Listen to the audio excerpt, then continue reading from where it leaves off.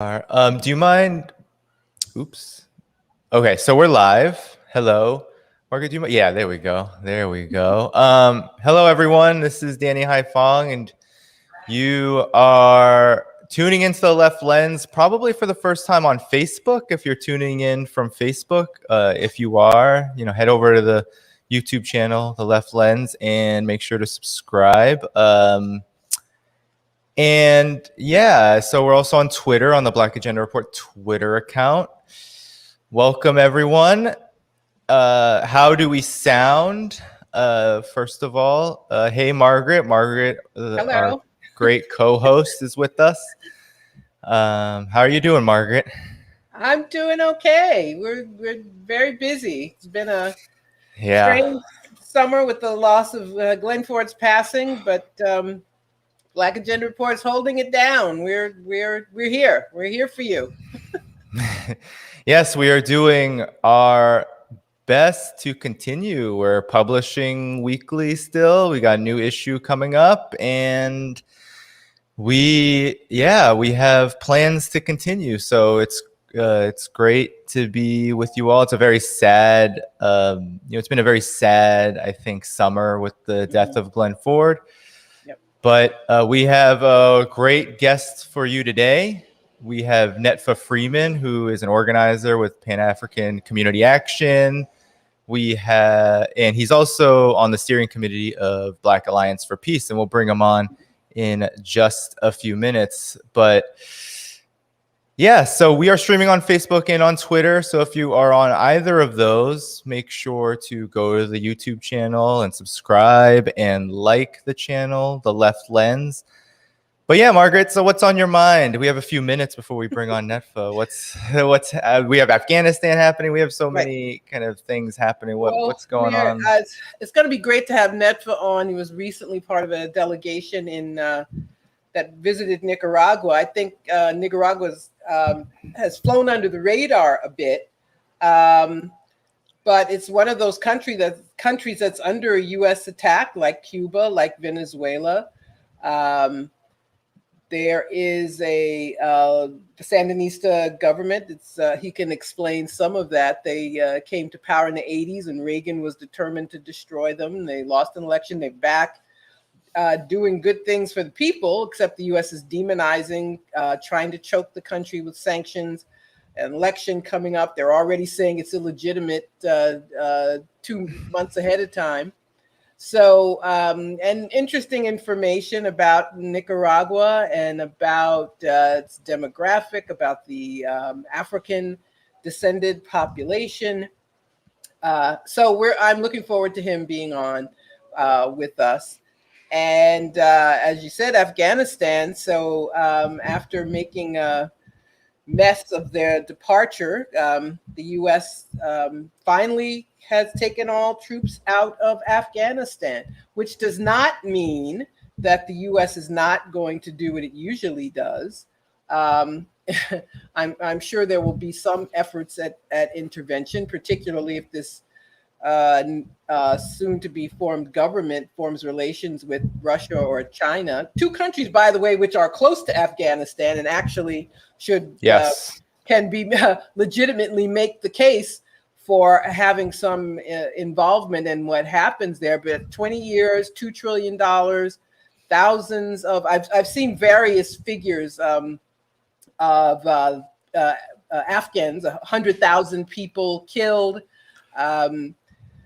American soldiers killed, but a lot more of the Afghans killed. The bad optics of the initial departure, people hanging on to planes and all sorts of things that embarrass Americans, because we like to think our government does things well when it doesn't. But none of that should obscure the fact of 40 years of U.S. intervention in that country, starting with the Carter administration. Jimmy Carter, first of all, just a little history. There was a left-wing government in Afghanistan which asked the Soviet Union for support. We were told that there was this invasion. Not true. So Jimmy Carter and Zbigniew Brzezinski started this tradition of backing jihadists to do as proxies for the U.S. We were told the Mujahideen were heroes, were allies, and some of them, like Osama bin Laden. But this is a continuing issue. These groups have their own interests. And bin Laden said, we weren't that concerned about the Russians. We just wanted to support our Muslim brothers. So then bin Laden turns on the U.S., turns on the Saudis. After 9/11, this man who'd gotten American money and weapons, now he's the villain. And ended up being killed by Barack Obama. But after 9/11, there's only one member of Congress, Barbara Lee, who voted against sending U.S. troops into Afghanistan. But the rest of the country was stampeded into supporting, political support. I don't know if all the people were in support of sending U.S. troops to Afghanistan. It became a NATO project. This backing of jihadists continued with Libya, with Syria, and now it's come to an end. I'm glad that it's come to an end, but we have to always be careful. What is the U.S. going to stir up there? What is it going to do to keep Afghanistan from forming relationships that it has every right to form with other countries? They're already talking about sanctions and destroying what they didn't destroy already over the past 20 years. But I think it's also important for people to understand that we were lied to about Afghanistan all this time. We were told, for example, there were 300,000 soldiers in the Afghan army. There weren't. There was never that much. And they melted away, partly because they hadn't been paid. The U.S. was paying them, and when deciding to leave, stopped paying them. Also, the Taliban are the resistance to occupation. So that means they have popular support, whatever we feel about them. And also, it's not up to us to feel anything about I'm not going to say people cannot have opinions, but it's up to people in that country to figure out what they're going to do in their future. And it's frankly none of America's business. And they always, the propaganda this time was, oh, what about women? How are women going to be treated? Well, they were treated just fine until the U.S. started meddling and using jihadists to back them up. So that's Afghanistan. And we also have to worry, are they taking troops out of Afghanistan to send them somewhere else? And China is the target, the current villain du jour, and China is responsible for everything bad in the world. And so we have to be careful for all of those things. So good news about the departure, but no applause yet. I guess we could sum up that way. Yeah, and there's this heated debate going on between neocons, liberals, neoliberals, right-wingers about, does Joe Biden deserve credit for the withdrawal, or is this withdrawal too hasty? Well, to me, despite the fact that the U.S. occupation may be formally ending, we see, as you said, Margaret, that we cannot let up yet because, one, the United States, just conducted airstrikes in Afghanistan, drone strikes on the so-called ISIS-K, which killed more than 10 civilians. And then we also have the fact that this whole conversation about credit totally gets in the way of understanding how no war that the United States wages in the 21st century and for much of the 20th century ends without a real strong resistance to these wars. And what happened in 2011 with Iraq? Barack Obama said he was withdrawing from Iraq, but really it was just transition to this coalition of the willing that continues under U.S. auspices to conduct regular airstrikes, and special forces operations happen there regularly. And that country is still under a de facto occupation as one of the chips in this broader regional war that includes Syria and Iran. And as you said, Margaret, we know that the United States' ambitions are actually shifting somewhat from the Middle East and more on a focus on Russia and China. and the United States' military apparatus is only growing in preparation for this new Cold War, which is already underway. So, yeah, I think this is a really good time to bring in Netfa, actually, because he's going to talk about Nicaragua. He was just there, and he has a lot of information to impart about the realities of what the U.S. is doing to Nicaragua, as well as what what is the truth about the country, given all of the propaganda we hear about it. So I'll add him right now. Hi, Netfa. How are you? Hey, how you guys doing? Hi, Danny. Hi, Margaret. Hi, Netfa. Nice to see you. Do I sound all right? I don't have the fancy microphones. No, you sound fine. Okay, good. There's a little. I don't know if there's a little bit of an echo. I can't tell. Echo? No, I don't think so. Okay. Maybe it's just my headphones. Yeah, because I don't have anything else on. Cool. I don't see him moving. You don't see me? Oh, that might be your internet, Margaret. I don't see you moving. Yeah, it seems like Margaret looks kind of. Yeah. Okay. Sometimes these internet companies, they're not great. Yeah, our bandwidth has to be stronger. Yeah, I plug mine into Ethernet because it gets it gets real slow. Yeah, I just get one of those cheap cords and just plug it in. Okay, so Netfa, good to see you. If Margaret's having trouble, maybe she can return. She's kind of exiting. Let's see. Okay. So somebody's saying you're a little low, Netfa. I don't know if you can adjust your mic. My volume? Yeah, I don't know. Margaret left. Nobody is saying that you're echoing, which is a good thing. So yeah, if there is volume to be increased, that'd be great. I don't know. 1, 2, 3. I don't know how to increase it.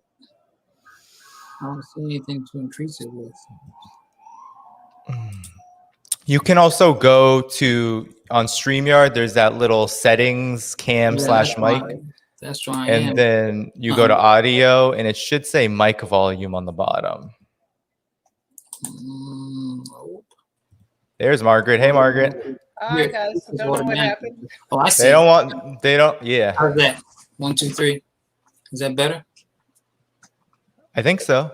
My headphones are turned up, so. 1, 2, 3. All right, he's good. Cool. Well, let's get started then. So, Netfa, you were just in Nicaragua, which is incredible. And would you mind just sharing your experiences? Why did you go on a delegation to Nicaragua? And what are some things that you learned that you'd like to impart to our audience, given the U.S.'s increasing aggression toward Nicaragua in recent years? Yeah, and it's, I guess you could call it a revamped or refashioned aggression, because Nicaragua, after the Sandinista revolution, has always been under U.S. aggression. But so I was part of a delegation of the Alliance for Global Justice, and there was about 5 of us, and most people were part of it. Had something to do with some form of media, and we were basically there because as anti-imperialists, we knew, and the organizers of the delegation knew, that increased pressure was going to be put on Nicaragua, and these kind of delegations are good to have because part of that aggression is always accompanied by misinformation and propaganda. And so, and rather than have people who can't really speak to, it's just good to have people who can speak firsthand to some kind of experience. Now, our time there was short, but you can kind of glean a good bit while you're there, and if you're looking for it. Now, one of the things also that made it more qualitative, I think, was because it was the 42nd anniversary of the Sandinista Revolution, and so we were there. And I arrived in July 18th, and the actual revolution, the actual anniversary is on the 19th. And so I wanted to show that clip, but on the 18th. There were like these local community celebrations going on all over the country. And so that was before, the next day where it was going to be a really big thing on Plaza de Fe, I think it's called, where everyone gathers, or people, huge numbers of people gather. Now, a country that size, like you have different celebrations going on, so it's not like everybody can come to the one place, but that's like the biggest place in the capital of Managua. And so you can see there, when you see, it's interesting when you go to things like that, when you get to experience things like that, or even just see photographs of it, like, being in Cuba during May Day or something like that. It's tantamount to that. It kind of puts it just dispels the type of propaganda that says these governments are unpopular and they're just repressive and nobody wants them and all that kind of stuff. Because you can see droves of masses of people in the street wearing their red and black, that's the FSLN flag along with the Nicaraguan flag, two different flags, and just also the people, working class. You're talking about working class folks, and then they're just gathered, they're playing music, they're in a festive situation. Demeanor, and it's just very telling, and that's what we witnessed on the July 19th. And then also, even actually coming up, we were just driving through the street. I want to see if I can share this. It's just a little, I don't know if it will let me do it, because you said you were having problems. Yeah, I want to share your clips. I have them open. We can try it out. How about I could try, and let me see. Let's see if the audience can hear it. So, guys in the chat, please share. One of them was going to be the celebration thing. So the one. Yeah, I'm going to share the one where you were at a celebration of the FSLN. So let me do that right now. Hold on one second. Okay, share screen. Uh-oh. Am I frozen? Shit. I'm frozen. Okay. Okay, here we go. There it is. There it is. Okay, tell them. So, It says, can people hear that? You usually with these kind of things, you have. I don't know if there's something that says share audio as well. You have two separate things. Yeah. But the audio on this one's not as important because you can just see people. And I'm hoping somebody in the chat. No, they can't hear it. So yeah, I can't hear it either. But there's a celebration. Looks like good music. I'm sorry I'm missing that. But yeah, but anyway, these are this was just us driving by, I can't remember where we were coming from, going to where we were staying. We had just got finished doing something, I can't remember. And this celebration was right in the middle of the street. Now it's important to know this is the beginning of this celebration. Because by the time we got to where we were, somebody else was like sending photographs of this. It grew, and it wasn't the only one. There are them, happening all over the country.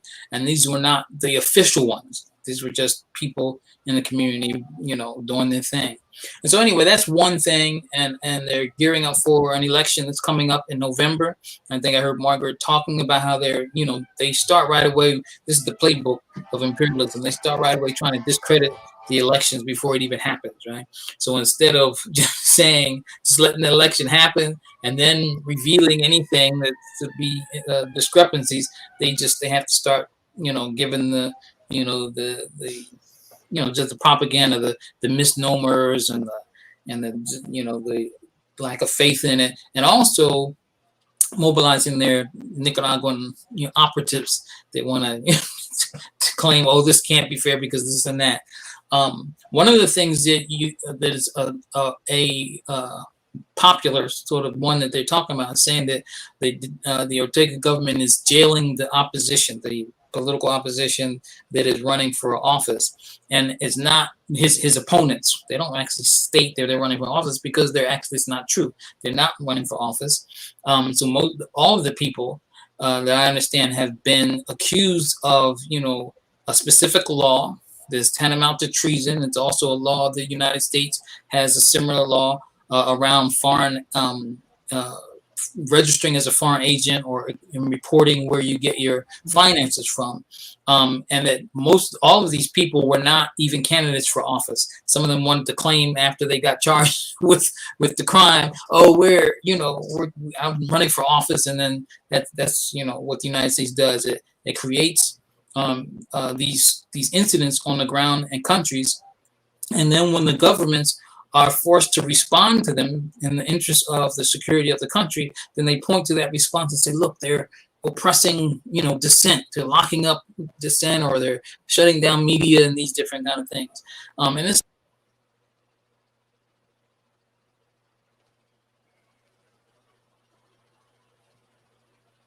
It looks like Netfa froze. Yes, it does. Suddenly, as he was in mid-thought in a righteous analysis of the situation of of the imperialist aggressor and how it is propagandizing against Nicaragua. Well, we will. I'm going to remove him, and once he's back, I'll bring him on. Okay. Yeah, you probably can hear a lot of background noise. Unfortunately, for some reason, there is a lot of motorcycling going on tonight in my neighborhood. So sorry about that. Also, sorry about the audio issues, everyone. Unfortunately, we have a low production staff, aka just us, and we do not know how. I do not know how. We do not know how to get the audio working on StreamYard. So hopefully we can get Netfa back very soon, though. Yeah. But yeah, because I'm really interested in what I'm hoping, in more of not only Netfa's experience, but I want to bring up his article that he wrote on Black Agenda Report as well last week. So anyway, Margaret, what are your thoughts about what he's been saying so far? Well, I'm glad it's good to, we're told so many lies. I'm just texting him. Sorry. So he knows what's about. We're told so many lies in the United States. We're very much propagandized. So any country, especially those in this hemisphere, because the Monroe Doctrine of it's all America's backyard, and that's something that unfortunately people believe in. And when you only hear one narrative about some other country being evil, well, you believe it because you haven't been told anything else. It's very clear when you talk to people who've been on the ground in, that's why the U.S. doesn't want you to go to these places. I checked online today about travel to Nicaragua, and the first link on Google is the State Department saying, don't go to Nicaragua. It's a dangerous country. You're going to be killed. Yeah. So they don't want you to see for yourself. The corporate media don't allow any independent voices. So if people hear anything about Nicaragua, it's nothing that's true. So that's what we're dealing with here. I wanted to point, it's something we can ask Netfa about. We hear so much about people on the border, people seeking asylum, who come to the U.S.-Mexico border, who are obviously from Mexico, but also other Central American countries, from El Salvador or Guatemala. But hardly any of them are Nicaraguan. And that speaks to the way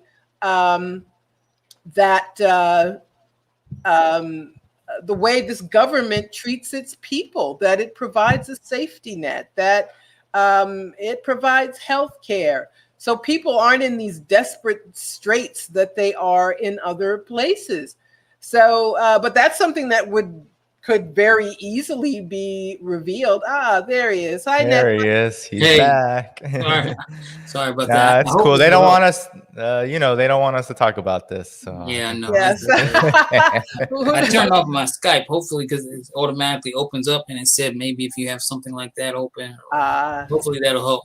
But So, but I could hear you all, even though okay. I was frozen. Okay. Just to jump off of where you were just talking about, Margaret, and people don't know this stuff because Central America is a place where you think about all the immigrants coming from, and the streams of immigrants, and people just assume because they don't give us any kind of factual or detailed information. But Nicaragua has like the lowest migration rate coming from Nicaragua to U.S. than any other country in Central America. And so those are the kind of things that are telling. And like you said right now, one of the things that's very interesting about, and these aren't things that you necessarily have to go to a place to learn, but you do get a sense of how people feel about them. So a lot of people may know about the Contra War. The United States financing is a new generation of folks that don't. I mean, I remember when it was actually going on, and it was kind of up there in the news, and even spilled into the Iran-Contra scam with the drug trafficking of the CIA, all that kind of stuff. But the war was basically the United States assembling mercenaries, some of them Nicaraguan, and some of them from the former Somoza National Guard, and some of them weren't even Nicaraguan. And so they funded this army to wage a war against the Sandinistas. So from there, when they were starting in power in 1980, all the way to 1990, they had to fight this war. It was openly funded and supported by the United States government.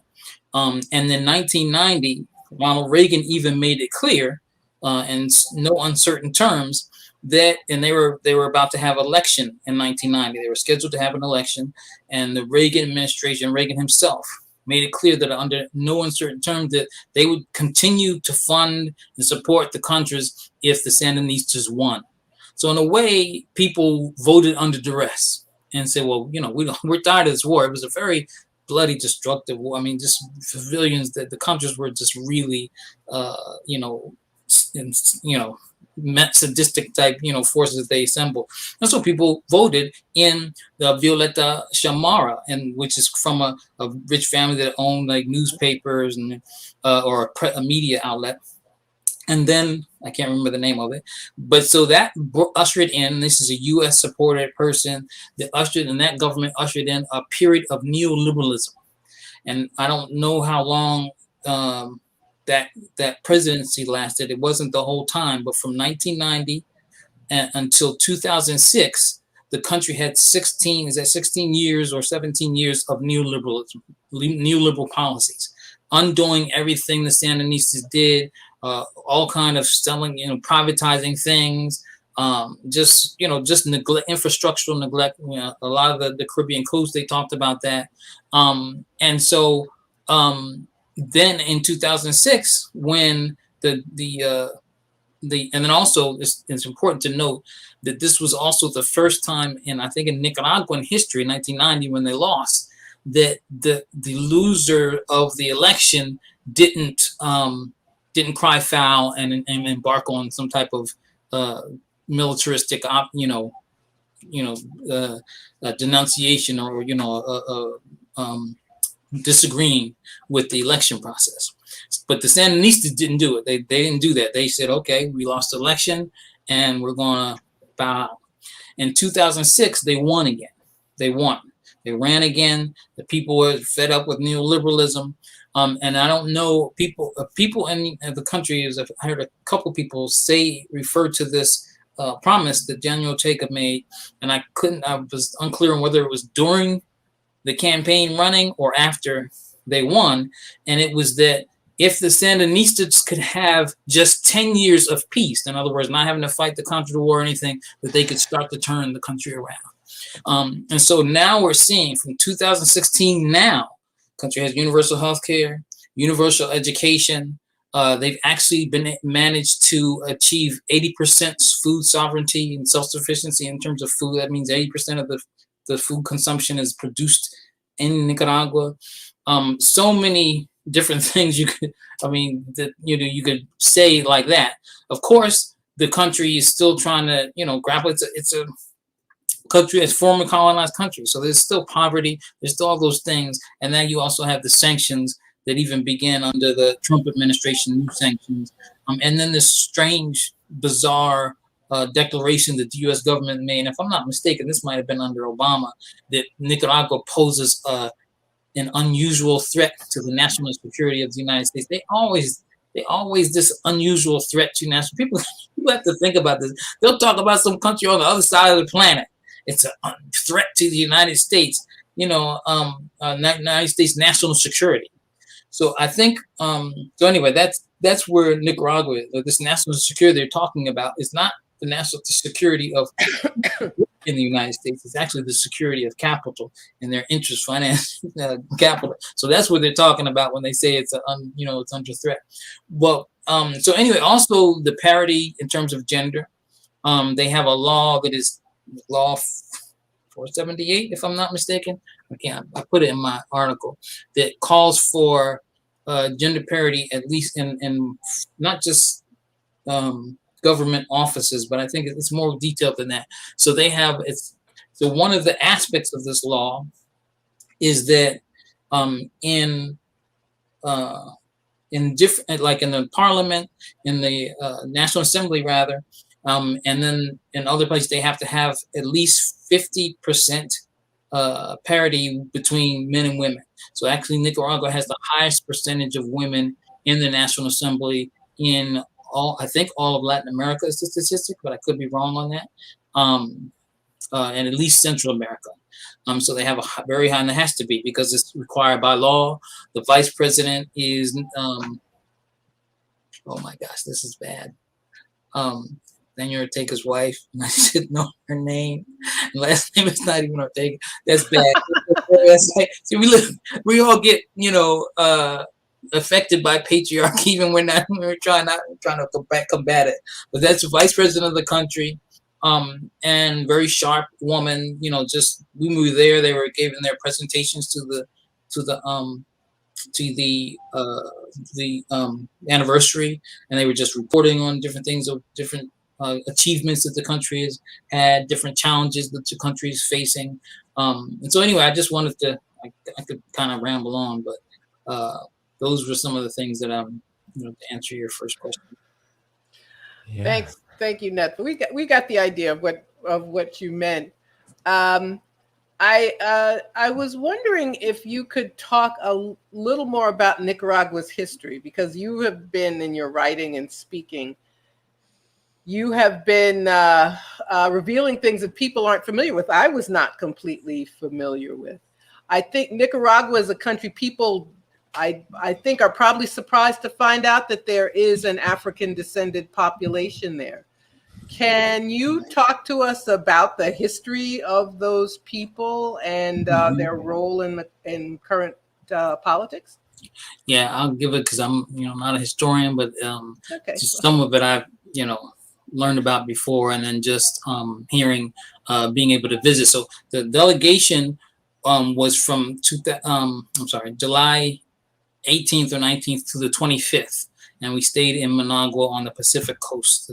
But I stayed longer to be able to travel to the Caribbean coast, the other side of the country, where there are indigenous and Black people, African descendants, have what's referred to as autonomous regions. There's a North and a South autonomous region, and that the history of this goes back to, so a lot of people up in Central America, but even in this, people, we understand a little bit about colonialism. All these colonizing powers came over to the Western Hemisphere, and they were just trying to fight over stuff, whatever. Same thing happened when it came to the Central America, all the way down from Belize down to Panama. The English were able to colonize the Caribbean coast of these, countries, what are known as these countries right now, the borders of these countries.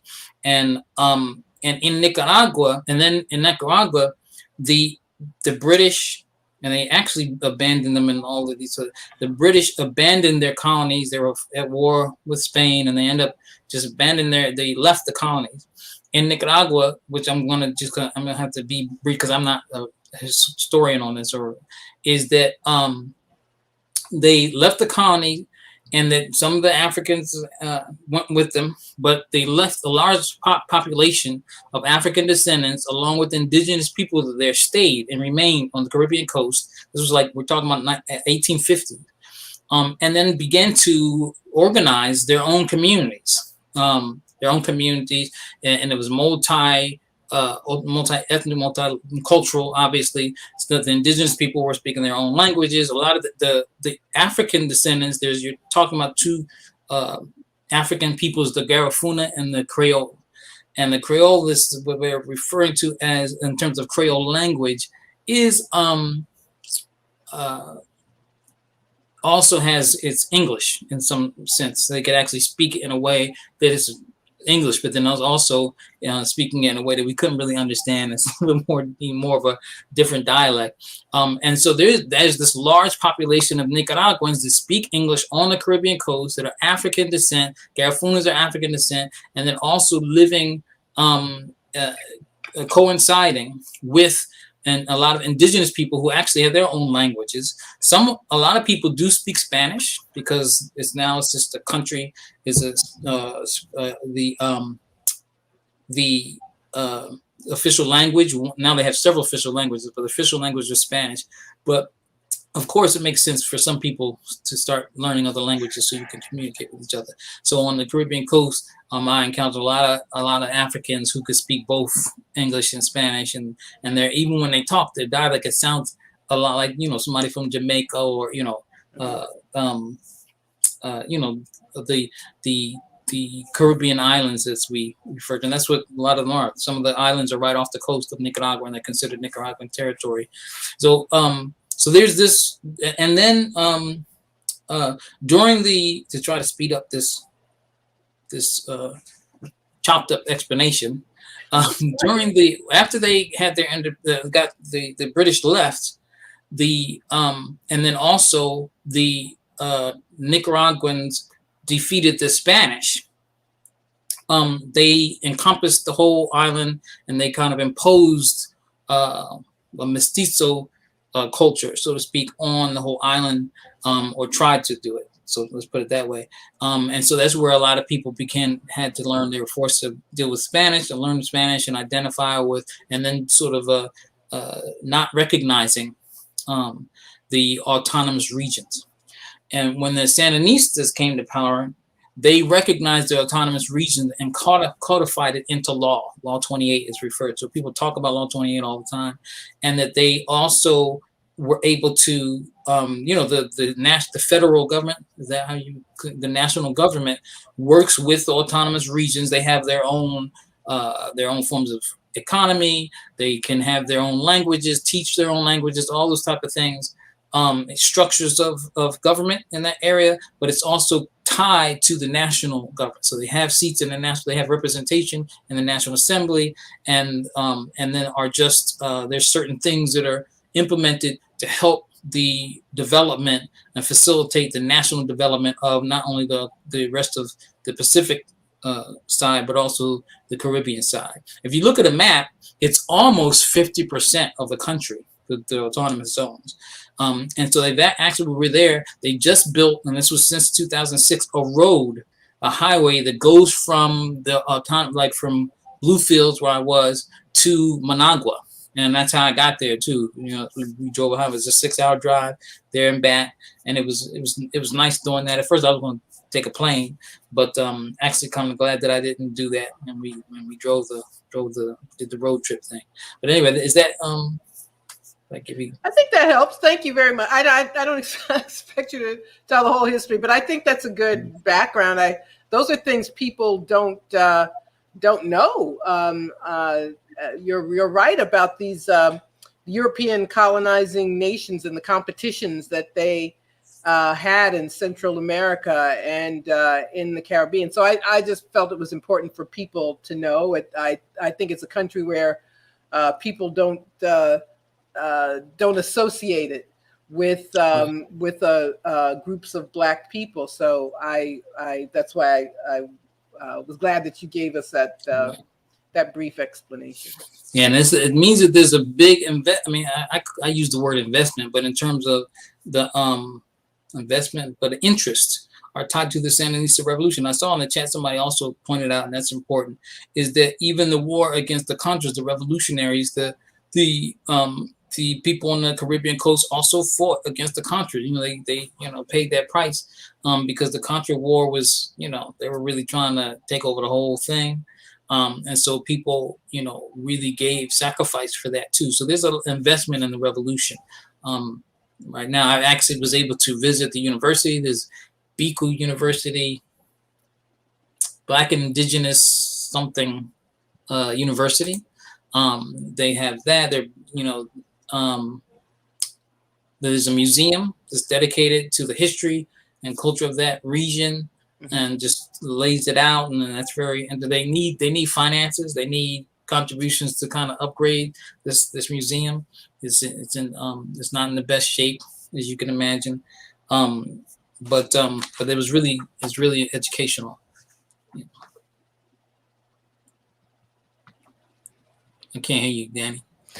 Yeah, sorry about that. I was muted, but no, that's very important information. I think what's so interesting is that the United States and its allies tend to talk in a very arrogant tone about race relations in places like Nicaragua, for example. Cuba has come under fire, and what you were describing with the autonomous regions is very interesting because one of Nicaragua's biggest trade partners is China, and China also has a similar model of how it divides its country based on the autonomous regions of certain ethnic minorities and certain groups that have, different orientations than the Han population. So I find it very interesting that Nicaragua has a system in which people's sovereign, indigenous, and their rights as African people are respected and integrated within the country, because oftentimes the criticism is, well, the central governments are oppressing them. They are being discriminated against, without an understanding of a country that is comprised of Africans and indigenous peoples and so many different kinds of groups, both needs to incorporate self-determination and integration into the society for that society to work. So I'm wondering, Nefa, what did you see in relation to the sanctions? Because in 2018, John Bolton, who was then the national security head of the Trump administration, called Nicaragua one member of the Troika of Tyranny with Cuba and Venezuela. And that's where these sanctions started to ramp up, and this aggression, this real pursuit of regime change in Nicaragua to overthrow Ortega and the Sandinistas. What did you see, and what were people's feelings about U.S. sanctions, what the United States was doing in relation to their country? What was the sense that you got, and what did you learn about the impact of those sanctions?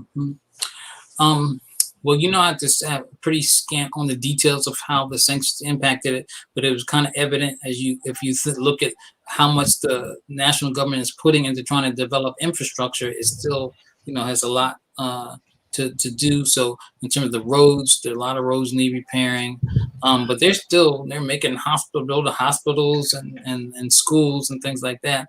Nobody likes the sanctions that I came across, and it's just regular people. If you and I'm just like any of these countries, there's always that class of folks that are ready, poised to try to take over once the United States, if the United States regime change policy it succeeds, they're ready to fill that void. So I didn't learn any. I didn't meet any of those people. So I didn't meet any people who are in favor of the sanctions. The messaging of people we met was always to tell about Nicaragua and tell that Nicaragua is not a threat, to tell that the sanctions need to be lifted, and so that was it.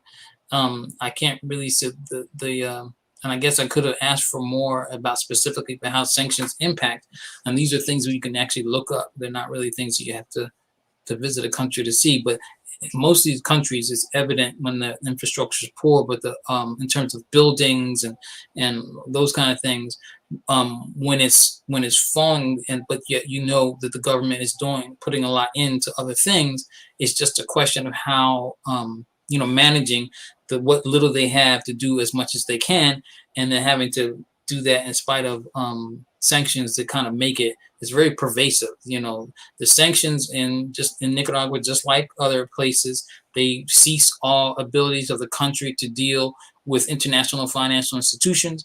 Most countries, people have to think about it. Most countries, when you're on that level, international level, you're dealing with credit a lot. You can't pay things in cash. It's not something that's done. So sanctions actually prohibit countries from being able to make these kind of transactions. They also will, and I don't know if this is that I'm speaking about. Sometimes I can get mixed up with what I know about Cuba too. Is that make it difficult for other countries and other businesses, other companies or corporations to do business, to trade with the country. And so, in other words, it means that it's not just the bilateral, or just, blockage of a bilateral agreement, but it's what we refer to as extraterritorial. It means that it's meant to isolate the country. And it's not just about the transactions or the relationships, the trade agreements between the United States and Nicaragua, but the United States. And this is, sanctions really are a very insidious form of warfare that people really need to deal more with. U.S. is the only country that I can think of, but I guess other countries like Britain does it too, but which they impose sanctions on a country, and actually the legislature in the country votes on them. There's actually laws on the books in the United States designed to implement regime change in countries, and it's open, it's overt. And so people in the United States, really need to pay attention to this kind of stuff, especially when the United States cries, oh, this country's interfering in our elections and this country's doing that. One of the sanctions, the latest sanctions against Nicaragua, is called the Renacer Act.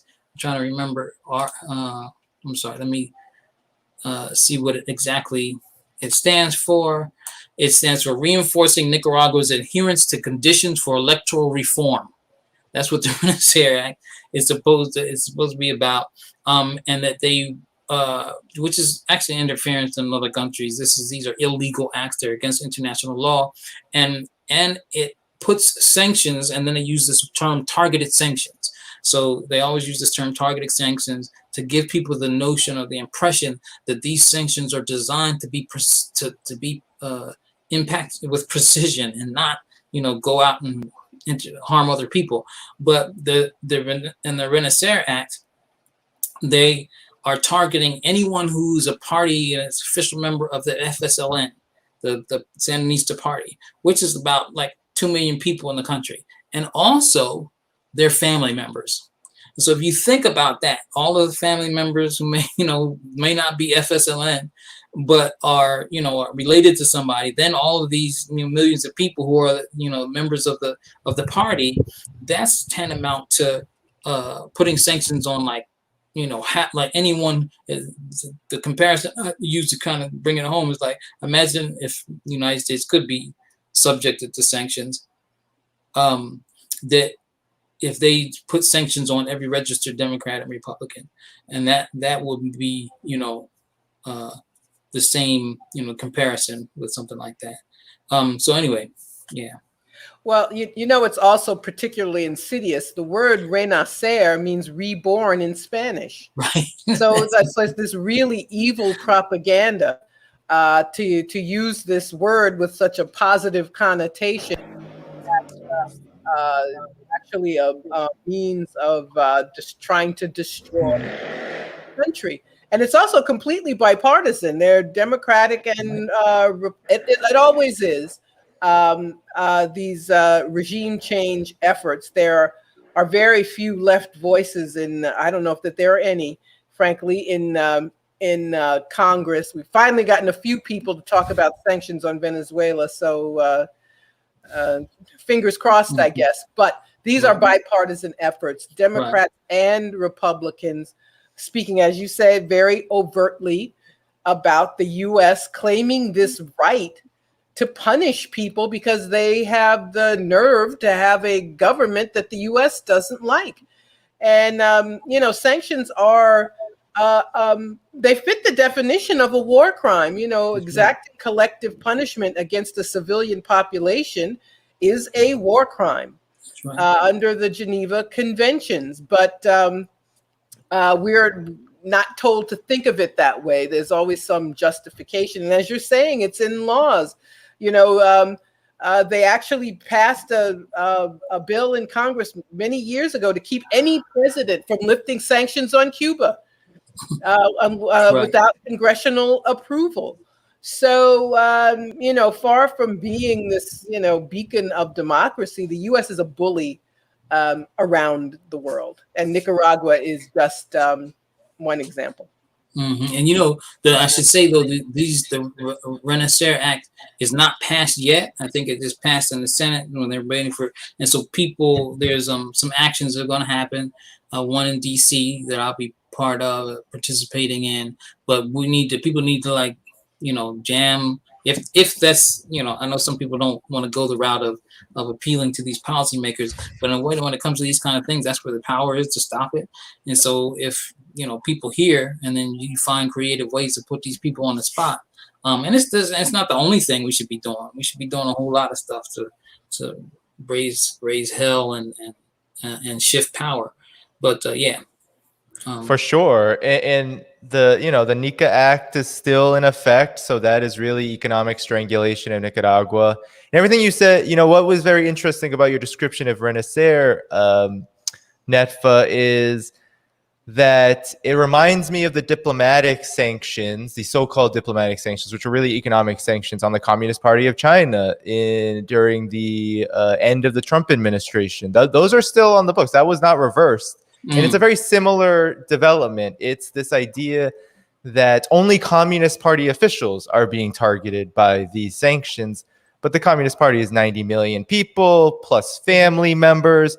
That's a large portion of the population. And what you described, Nefe, Nicaragua, that would target potentially a half or more than half of the entire country. And Nicaragua, I think, is 6 million or so people. So these sanctions are deep. And you also mentioned that, you know, or it was either you or Margaret mentioned that these are voted on in Congress, right? These acts that then terrorize other countries for regime change, these acts of sanctions, they're voted on, you know, and some of them, like the Hong Kong Human Rights and Democracy Act, when they claim to be only focusing on a particular region of a country, they actually focus on countries outside of the targeted countries. So in the Hong Kong Human Rights and Democracy Act, which the Democrats and Republicans supported, Iran and the DPRK were targeted there. So Hong Kong, this singular city in China, if it were to violate sanctions against Iran and the DPRK, it would experience its own sanctions. So that is how nefarious these sanctions are.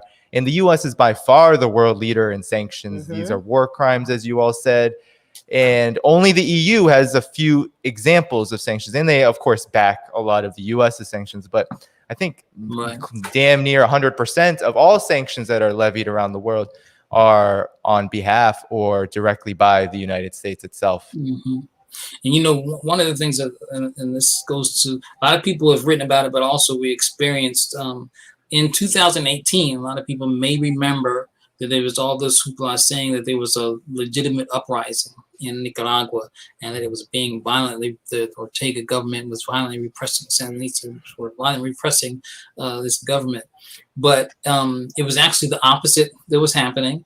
At the behest of the United States or with assistance from the United States government, particularly operatives of the National Endowment for Democracy, U.S. Agency for International Development, they actually, and this is powerful, another page in the playbook of U.S. regime change, whereas they actually get citizens of the country. In this case, they got people who are marginalized. Some people would say the delinquents, that's how they were referring to them in the country, delinquents, to organize a terrorism spree in the country that was meant to look like it was, you know, just trying to instigate, provoke a big incident, and then also and just destabilize the country. And this went on for like several, and maybe 3 months, but it was went on for about 3 months. We went to Masaya, where it seemed to be the epicenter of this.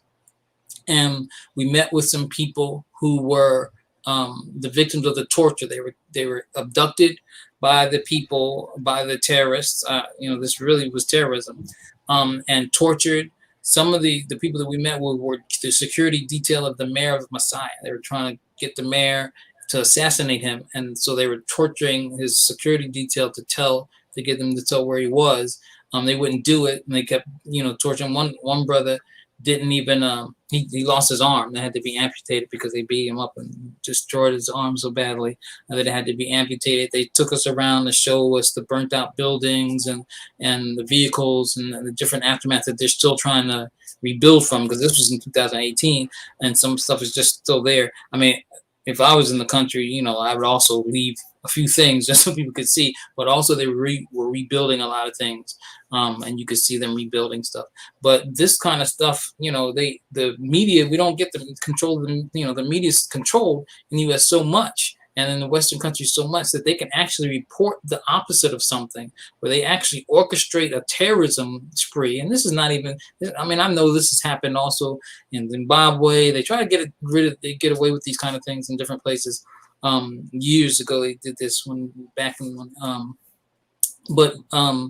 so the regime change book includes, because we were just talking about sanctions, but it's always these three major components. If I can just think, it's that we all, we need to all be aware of whenever the United States is talking about a country, is propaganda, maligning, disinformation, demonizing information, sanctions to destabilize the country and make it isolated, and terrorism.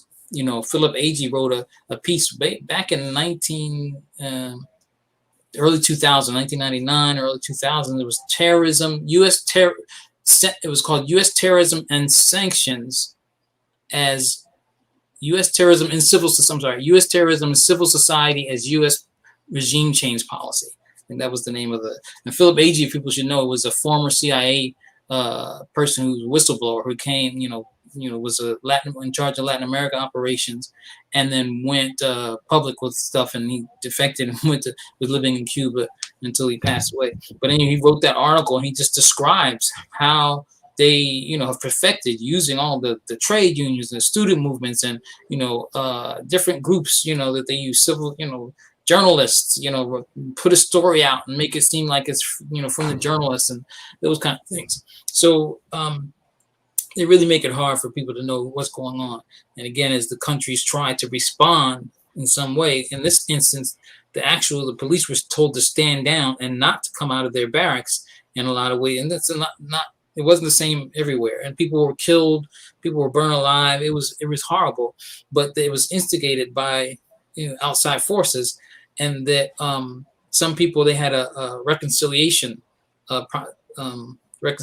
process, because people, these kind of things are very traumatizing, and where they gave amnesty to the people who were convicted in court and convicted of that, having a part in that. And they said, well, and this is where the people are having mixed feelings. Some people have mixed feelings, and some people understand why it was done. They done why they stood down, because it made it more clear, and if they had really gone all out against this, then you could imagine the United States might even invade again. Who knows? But they were looking for something. But the amnesty, or the amnesty, is that the word? I think that's the word I'm looking for. I think that's the word, where they grant amnesty pending if they commit another crime like that. And if they do, then they can be brought up on the charges of the previous crime, and then along with whatever else they had done. But it was just a way to keep the country going. Thank you. I'm sorry, I'm looking down. I'm trying to simultaneously tell people to watch us, so I am paying attention though. But it's it's interesting that the U.S. is so vicious against these little countries. If you think about it, Nicaragua, you just said 6 million, a population of, I think there are more people in New York City than that. But Cuba or Grenada, this tiny, tiny island, if anyone makes an effort to be independent, and to have a political line that's independent of the U.S., to have a political line that actually helps the people in that country, the U.S. does its utmost to crush them.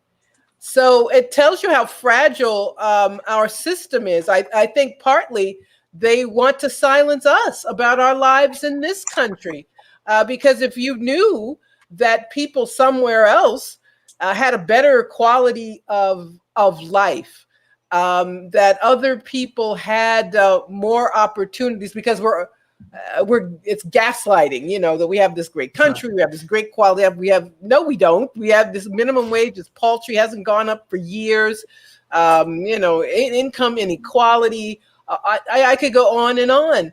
But if people know that there's something better, that all of the advantages that we are told we have are non-existent, and that people someplace else are doing better, that there is an alternative, that we don't have to accept what we're given, this alleged lesser evil, and which is rarely any lesser evil, just more effective evil, as the late Glenn Ford would say, then they would have a problem right here. So they have to, in order to prop up what is rotten here, they have to demonize other countries and actively prevent them from really having democracy, and actively interfere in the affairs of other countries, because that is their greatest fear, that we will wake up and that we will demand change.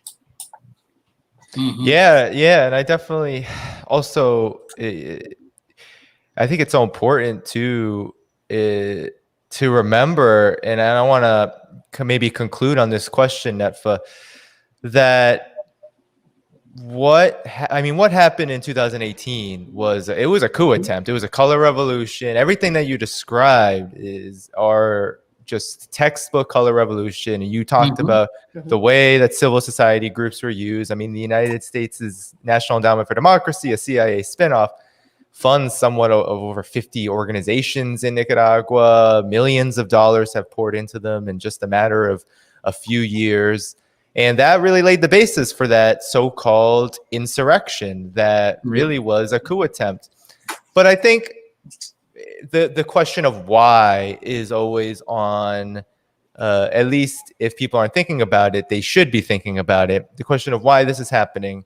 And you wrote an article for Black Agenda Report. I'll actually share that because we don't need a volume for that. Just so people may definitely read this article by Nefe Freeman. It's I'm going to pull it up right now. So it's Nicaragua at a Revolutionary Crossroads and in Imperialist Crosshairs. So there it is. And at the end of it, you write something that I'd like you to comment on, where you talk about the democratic fascism of the U.S. oligarchy is flagrant and knows no geographic boundaries. It is as much domestic policy as it is foreign, especially when it comes to Black and brown people. Defeating it requires that we up our game and make a broad embrace of our people across waters. So there you were referencing Black people in the United States, Black people anywhere with Nicaragua. So with Afro-Nicaraguans, could you just explain more about what you mean by that, and sort of what is the ideological basis kind of backing that up, and because I think it's such an important point. Right. Yeah, well, thank you. So I guess I would start with trying to explain what I mean by democratic fascism, because I think maybe that might be what people think. They seem like they're oxymoron, but I think it's referring to, in this country, there is a democracy of the ruling class. They have a means of trying to decide their things with each other and, whatever. And so even it might be corporations and all that, they control the whatever democratic process there is. But at the same time, they have to, even really George Jackson, political prisoner, talked about the fact that fascism is already here in the United States. So all of the characteristics that define fascism, Black and brown people have been having to face those characteristics, for a long time in this country, and have been modified because of the unsustainability of the system, capitalist system. So now we're facing a situation where people there's particularly the working class that are black and brown, is a redundant, is a surplus population that they don't know what to do with, and that the only value in a neoliberal, type of, situation, the only value we have to this system is to make money either by, or get out of the way by being incarcerated or by being, killed. And so that's largely through the police. So we see in the United States, the police are mass incarcerating us and killing us, and and that's what happens. So we're put in jail. There's, we know the statistics that the U.S. has the larger, and so, and that this same type of I don't know, march, the same trend or path is being exported, so to speak, in other countries. So we can see where the U.S. militarism is like the only response this country has to anything, and to, it's about competition, not cooperation, not providing for people. It's about, domination, full spectrum dominance, and trying to find whatever markets or create, wealth out of, nothing, thin air. And so the only way to do that right now, a big part of that is militarizing and creating conflicts around the world, creating them, and saying that they using them as an excuse to say, oh, we're needed in Africa to fight Al-Shabaab and to fight Boko Haram and all this kind of, we're needed. And that in countries like in Latin America, in this hemisphere, like what I refer to as the axis of decolonization, the Venezuela, Nicaragua, Cuba, and Bolivia are, and even more emerging, more leftist projects and initiative movements emerging in and not just in the Western Hemisphere, but here, those that have state power are a threat. They really are a threat, if only by their example. And this country, not just the country, I shouldn't say that, it's really the system of international finance capital that really is, it's in an insatiable quest for domination, to dominate things, to use, to accumulate wealth. And these places stand and, opposed to that. They're in their way of trying to be dominated, and also being an example that the country, that people don't have to live this way, and putting human rights first, healthcare, housing is a human right. We're in, and I don't want to go too far off the rails with your question, but we're in a situation where, I'm looking at the news and they're talking about how the Supreme Court blocked the extension of the eviction moratoriums. And then Biden talks about how that's disappointed, whatever, but then they downplay the fact, and as well, that the Congress could approve that. The Congress, and it's a Democratic controlled Congress.